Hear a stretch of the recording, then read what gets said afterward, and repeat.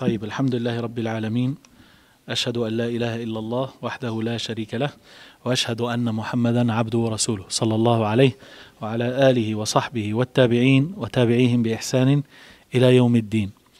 So today, the 15th of Rabi' al-Akhir, 1440, matching the 22nd of December 2018, and this is the third part of our session today, and that is the book الداء والدواء by Al-Imam Ibn al-Qayyim, The Disease and the Cure by Al-Imam Ibn al-Qayyim.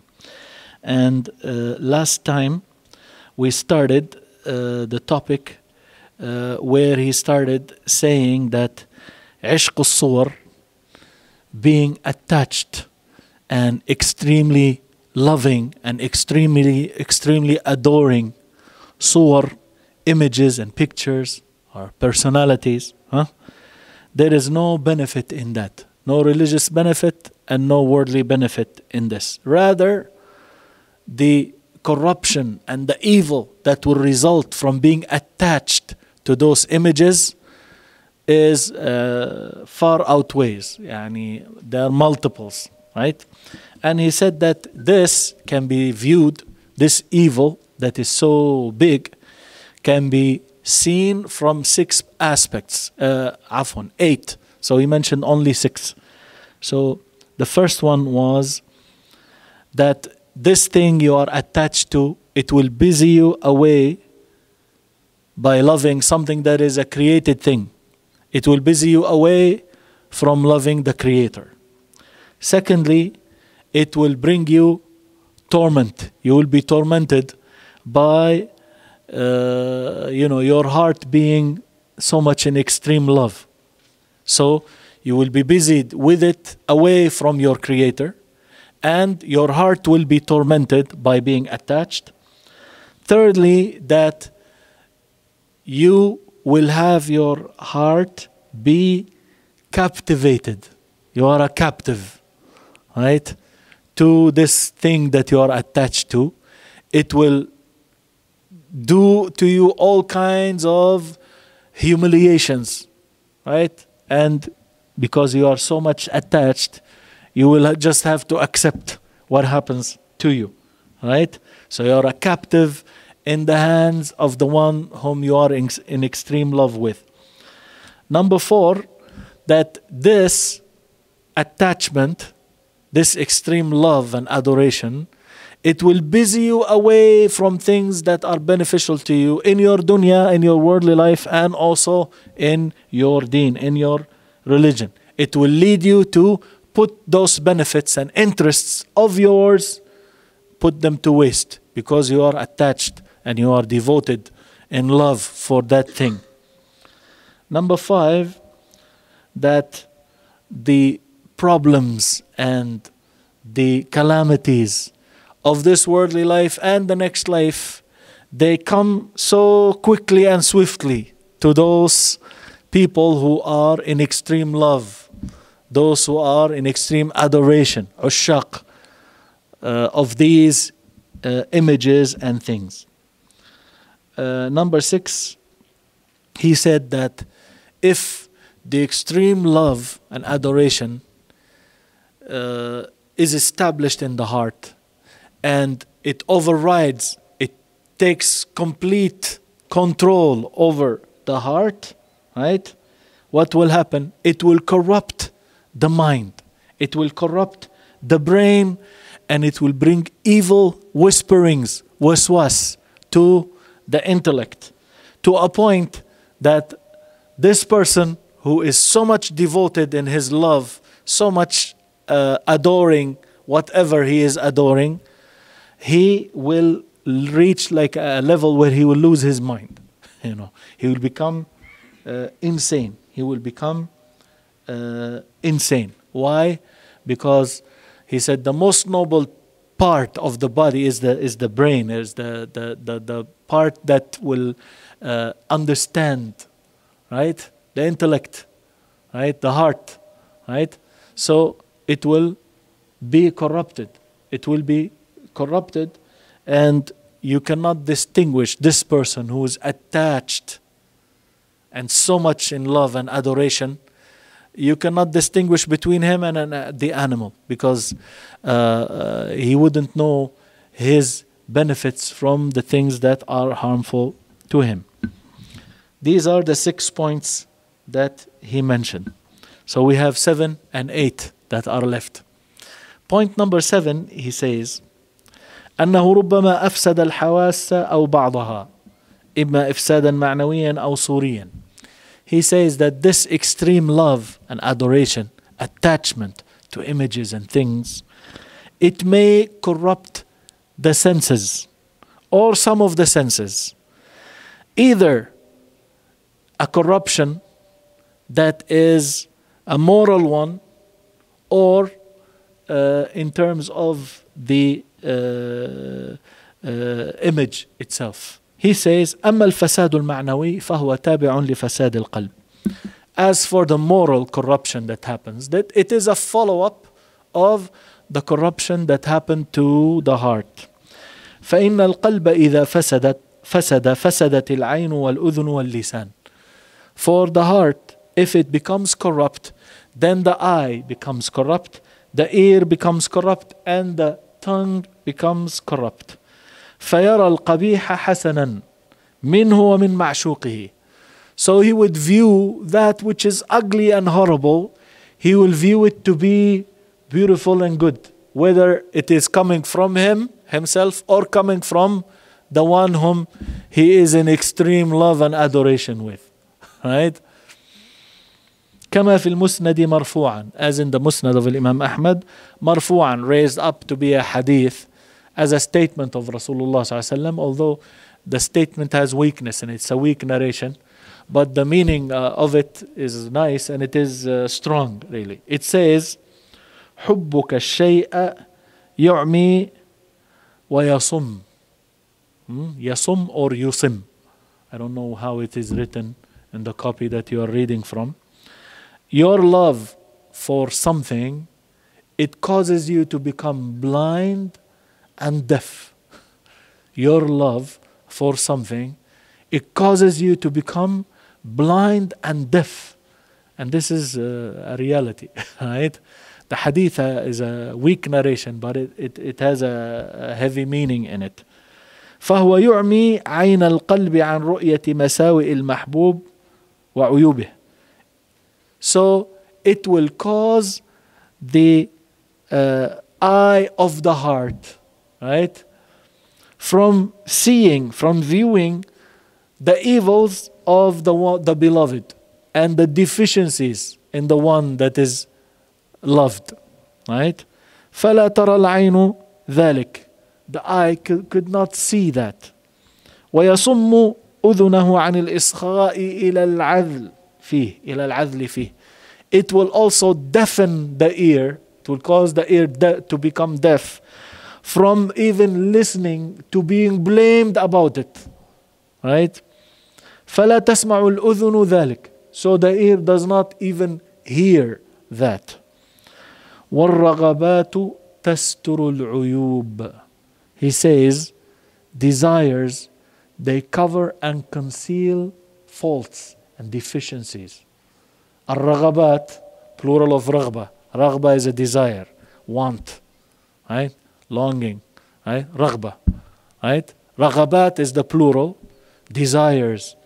They تستر, they put a cover on the عيوب, the plural of عيب, flaw, deficiency, imperfection, right? So desires, they cover up deficiencies, right? فالراغب في الشيء لا يرى عيوبه. The one who has a desire in something, he does not see the flaws of it. حتى إذا زالت رغبته فيه أبصر عيوبه. Up until his desire in it vanishes, then he sees now the faults, he sees the imperfections, the deficiencies.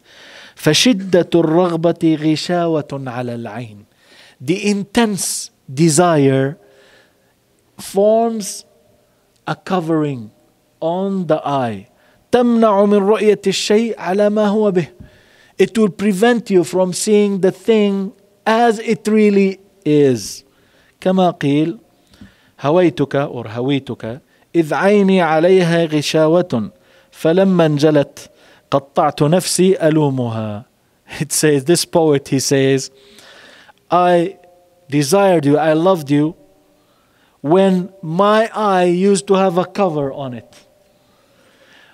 So when that cover was taken off, when it was removed, right, I started cutting up myself, blaming it, right, blaming it.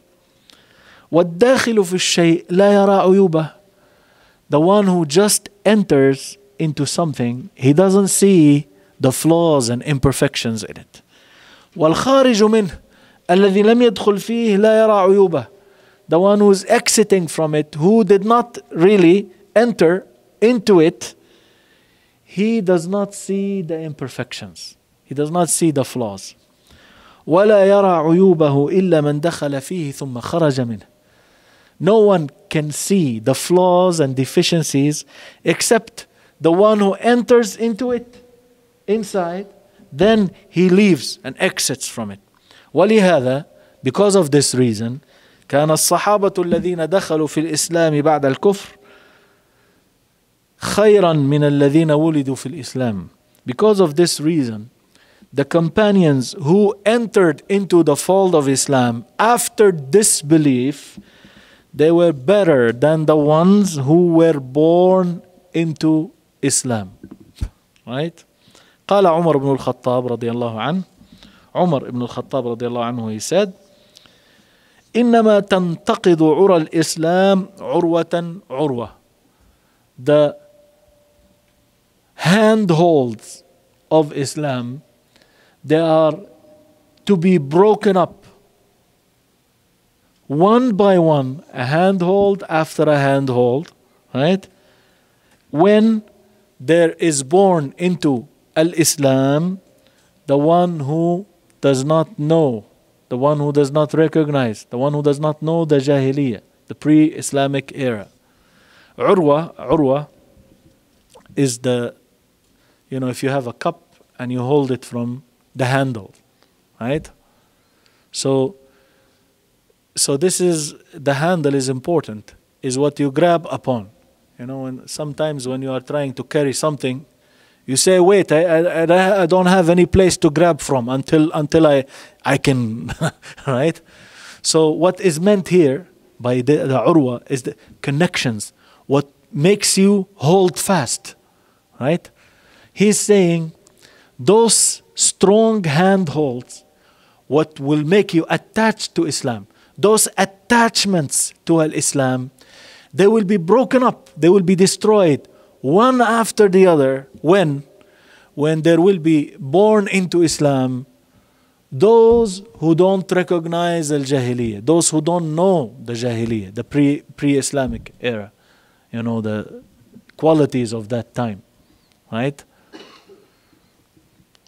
وَأَمَّا فَسَادُ الْحَوَاسِ ظَاهِرًا. So that is the first part, that it corrupts your hawas, your senses, right? Morally, right? Spiritually, right? Morally. So here he says that your desire in something, it will cover up the flaws, right? People before getting married, they think, something. And after they are in it, they realize it's different, right? So this is the case. When after you fulfill your desire, it's finished. Maybe you end up you're unwanted even, right? So this is the case because you tried it, you got to know the flaws and deficiencies, and therefore, and so on and so forth. But when you desire it, you don't see those things. You might even, some, especially the younger ones, they might even disobey their parents, they disobey their, advisors, people, they don't listen to nobody until they go into it, and then then they know what happens, right? It's just one case. And other things are like that. Certain jobs, some might think that this is the best job ever, until you get into it and then what did I do to myself, right? And studies and countries, right? You go to a country, you think it's heaven on earth. After you go in and you live there, right? Especially those who leave their, high-ranking positions and jobs, and they come to the land of, milk and honey. And then the first thing they find is it's a dream. There is no job. They don't even recognize. The best they can tell you, oh, you are overly qualified. Subhanallah. Can't give you the job. Right? Many people are like this. So when you go into it, then you realize the deficiencies and the flaws and imperfections of that thing. But you have to go in it first. Right? So that's what he's saying. Right? This extreme attachment, it corrupts your senses in the moral sense and also in the physical sense. So he explained now the moral. As for فساد الحواس ظاهرا, how it is outwardly, it will corrupt your senses. فإنه يمرض البدن وينهكه. This extreme love and adoration for things, right? It will cause the body to become sick and it will weaken it, right? Inhak, it will cause it to wither away, right? وربما أدى إلى تلفه. It might even lead to its complete destruction. كما هو المعروف في أخبار من قتلهم العشق. As it is well known in the reports, the stories about those who were killed by extreme adoration and love. He says, وقد رفع إلى ابن عباس وهو بعرفة شاب قد انتحل. Ibn Abbas رضي الله عنهما, he was where? In Arafah. In Arafah, in the Hajj time. Right? A boy was brought to him, a young man, shab, a young man, he was brought to him. قد انتحل. He became so thin to a point حتى عاد جلدا على عظم. To a point that he became skin over bones, يعني a skeleton. That's it. He became so frail and weak and so thin. He's a young man. What happened to him? ما شأن هذا؟ فقال ما شأنه? What's the matter with this one? قالوا به العشق. He said he's in love. Right? فجعل ابن عباس يستعيذ بالله من العشق عامة يومه. So Ibn Abbas رضي الله عنه, he continued for the rest of the day of Arafah, he continued to seek refuge with Allah from ishq, from love, extreme adoration and love, the rest of his day on the day of Arafah. Right? Point number 8, he says, how evil extreme love and adoration is. أن العشق كما تقدم هو الإفراط في المحبة. عشق, as has preceded, he says, is to go overboard, to go into the extreme of love, in loving. إفراط في المحبة, that's عشق. بحيث يستولي المعشوق على قلب العاشق. In a way that the beloved completely takes over the heart of the lover. حتى لا يخلو من تخيله وذكره والفكر فيه.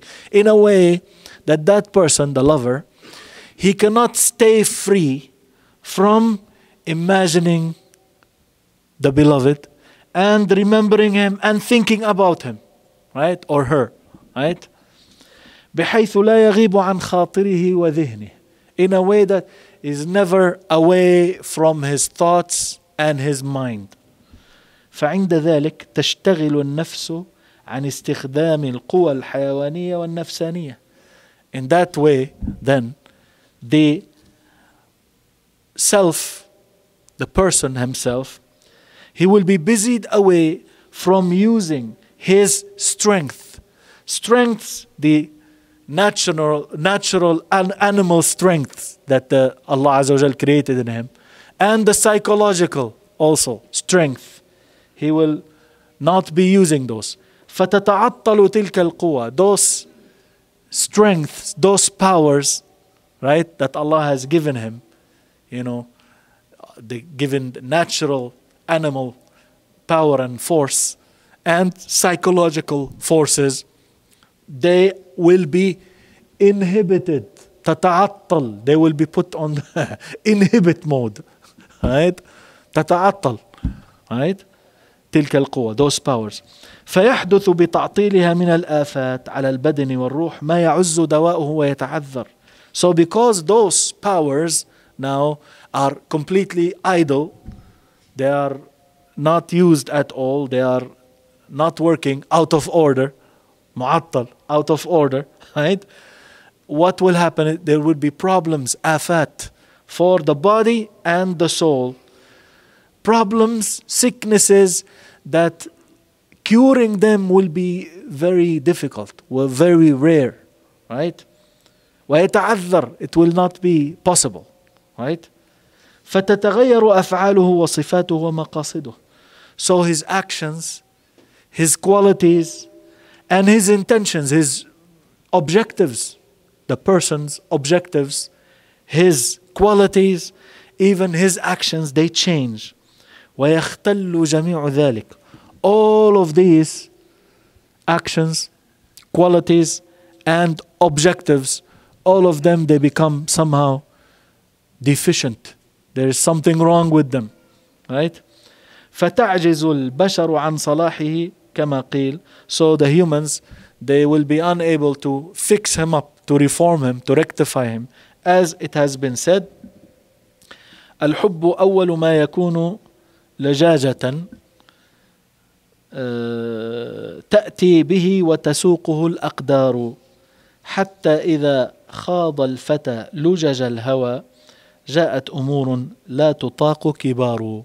These two lines, he says that love, the first thing when it comes, it will be لجاجة. I have a dhamma here on the lam. I don't know what you have, but I think it should be a fatha there, right? So he says love, the first thing when it comes, you know, when you have a stubborn, you know, you go head on. You're just so much infatuated, right, with love. So you go with a stubborn, hard-headed mind. That's how it starts, right? That the qadar, the destiny, comes with it and delivers it to you. تأتي به وتسوقه الأقدار. This is how love comes to you, right? But he says, up until the young man, he goes into the waves and the deep, you know, waves of love. Then there will come matters then that are unbearable, that are so grand, so big, that are unbearable. He said, وَالْعِشْقُ مَبَادِئُهُ سَهْلَةٌ حُلْوَةٌ. Extreme love, the beginnings of it are easy and they are sweet, right? وَأَوْسَطُهُ هَمٌّ وَشُغْلُ قَلْبٍ وَسُقْمٍ. The middle of it, yani after you go a while in it, the middle of it is actually worries. You are being busy, right? Your heart is becoming busy, right? And sickness as the middle of it. وآخره عطب وقتل. He says the end of it is عطب. You know, you become, you know, not working, not, you know, not fixed at all. You become deficient, right? And death after that, right? قتل, you get killed. إن لم تتداركه عناية الله. That is, if Allah's diligent care does not, you know, come to him and, you know, grab him, right? كما قيل في ذلك, as it has been said in a line of poetry, وعيش خاليا فالحب أوله عنا وأوسطه سقم وآخره قتل. He says here, live free from love, that is. For love, the beginning of it is becoming tired, right? يعني becoming so attached, right? عَنًا, right? The middle of it is sickness, and the end of it is death, killing, right? وقال الآخر, another poet, he said, توله بالعشق حتى عشق فلما استقل به لم يطق رأى لجة ظنها موجة فلما تمكن منها غرق. This one he fixed it up very much rhyming. It says توله بالعشق حتى عشق. He was so infatuated with love up until he loved. فلما استقل به لم يطق. When he got into it, right, he couldn't bear it. رأى لجة ظنها موجة.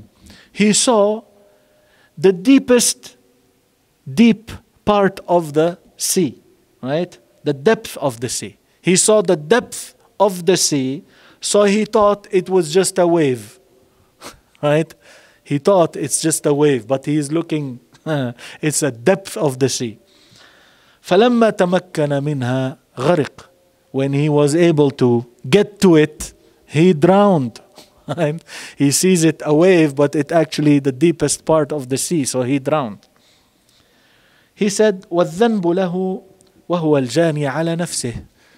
The sin is his. He is the one who committed the crime against his own self. Right? وَقَدْ قَعَدَ تَحْتَ الْمَثَلِ السَّائِرِ. And he is under the proverb, the saying that is widespread, which says, يَدَاكَ أَوْكَتَا وَفُوكَ نَفَخ. Your two hands tied up and your mouth blew air. What does this mean? It's a famous proverb, Arabic proverb. They say that someone wanted to cross. There was like a river. So from here, this side there is land. The other side there is land. He wants to cross. Right? And it seems he doesn't know how to swim. Right? So he took a qirba. Right?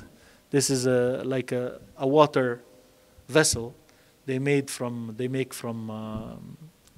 the skin of the animals. Right? So he blew air into it. They fill it with water usually.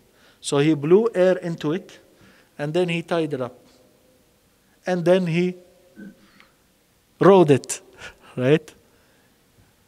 In the middle of the stream or the river, right? That tie was not tied up right. Got released, right? So he drowned. He doesn't know how to swim. Someone was watching him from the shore. He said, يَدَاكَ أَوْكَتَا. Your two hands, they tied up. وَفُوكَ نَفَخ. And your mouth is the one that blew air into it. Right? يعني you did it to yourself. Right? You did it to yourself. Right? So this is the case. He will tell us, inshallah, we leave that for next week. He says, what do you do when this thing attacks you, comes upon you? Yani love comes to you, you're attached. He says there are 3 stages. The first stage, the second, the middle stage, and the last one. Right? There are things you are supposed to do. If it comes upon you, first you try to run away from it. Right? Right? Try to run away. Right? So this is the case. The whole book, I remind you again, why is he talking this talk? And he's going through extreme lengths in talking about love and the details of love. And talking about ishq now, adoration and extreme. Because the questioner who asked him the question, he says to him, Ya Imam, I have a problem. I am doing something. And I know if I keep doing it, I keep going on with it, it will lead me to destruction. No doubt. I know that. But I cannot get myself off of it. Every time I try, I get deep in that. right? Deeper and deeper. So help me out, help me out. I don't know what to do, right? That was the question. And therefore we have this book, right? And he explained from the very beginning that there is no disease except that it has a cure. That's why it's called الداء والدواء, the disease and the cure. And the other title for the book is الجواب الكافي, the sufficient reply. لمن سأل عن الدواء الشافي, for the one who asked for a healing answer, right? So he started by saying there is no disease that Allah created on earth except that He created for it the cure. There are those who know it, there are those who don't know it, right? Then he went on talking about the evils of sins and disobediences, and how many problems and evils that will result as a consequence of disobeying Allah Azza wa Jal. And he went on with the saghair and the kaba'ir and the different, he mentioned so many things, right? And how the companions and the tabi'un, and how much they were afraid of sinning, and how much they were afraid of the evil results of that in the akhirah, right? Then he started talking about the things that will lead to this, right? The looks, the thoughts, right? Then he talked about love and ibadah, and that we are created to worship Allah subhanahu wa ta'ala, and that worship is comprised of extreme love, right? And submission to Allah Azza wa Jal. These are the two components of ibadah, right?